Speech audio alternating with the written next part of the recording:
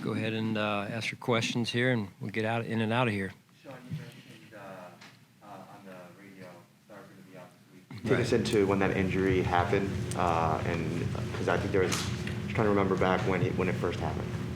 You say you want to know when it first happened? Yeah, Star's injury. Yeah, I think it happened. What was it? I mean, I'm losing track of days here, Matt.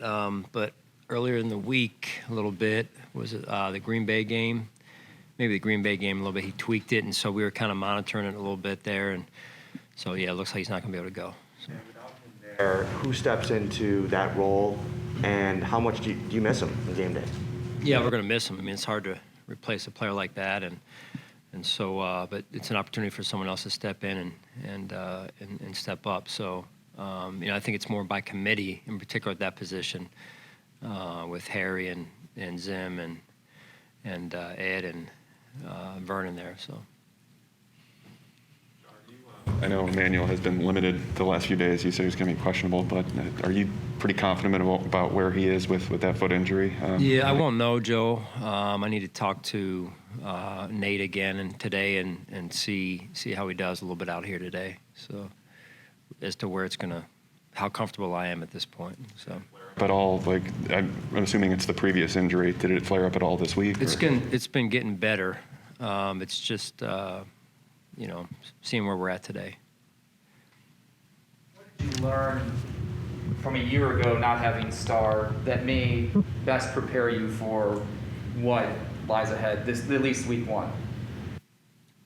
Well, I mean, every season's a new season. Every team's a new team. I just think overall that the mindset is it's never about one person, whether that's Sean McDermott or Star. It's an opportunity for someone. We need someone to step up, and I think that's the biggest piece of all of this.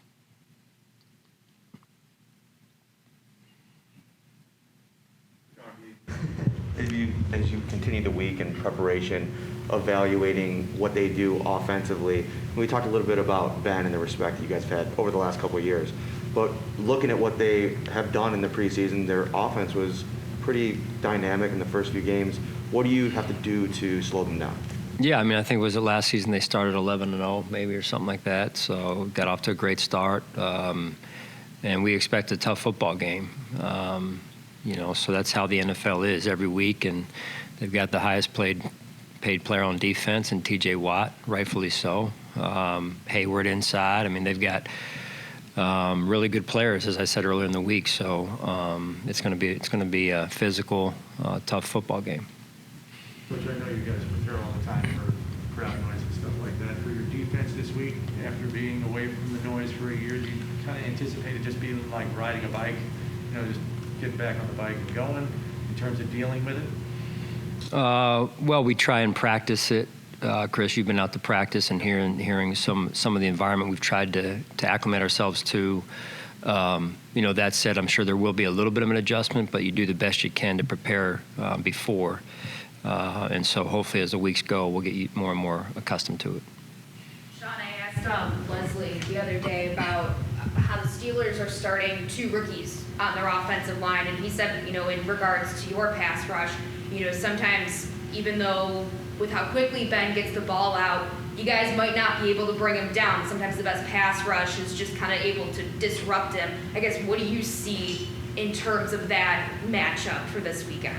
Yeah, I think, Heather, that the offensive line, defensive line play are normally keys to winning games. And so how well we play defensively, in this case, defensively up front in particular, it will be key.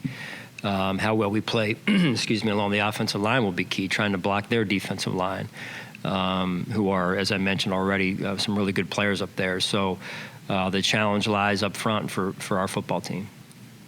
Sean, with Josh and Stefon, obviously the numbers they put up speaks to how quickly they built that relationship, but were there things during training camp or preseason that you saw of them really building on that, or just with having more time together that they were able to do? Yeah, I think it's been more of them just continuing to build the relationship. Nothing that really stands out other than their relationship continuing to grow through now the second year, right?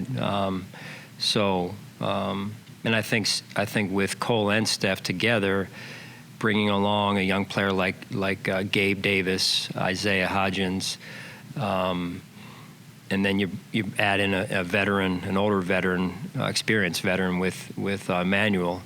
It's been interesting to watch Emmanuel just take a very respectful approach to his piece in his role in our football team, in particular in our offense, and watch how Steph and Cole have helped that. Cole obviously knew Emmanuel from their college days, so that's been fun to watch. You have a lot of players that have been through the process all these years. With Levi, take me into that moment when you tell him that he's won this job again, knowing his journey and that he's done this year after year.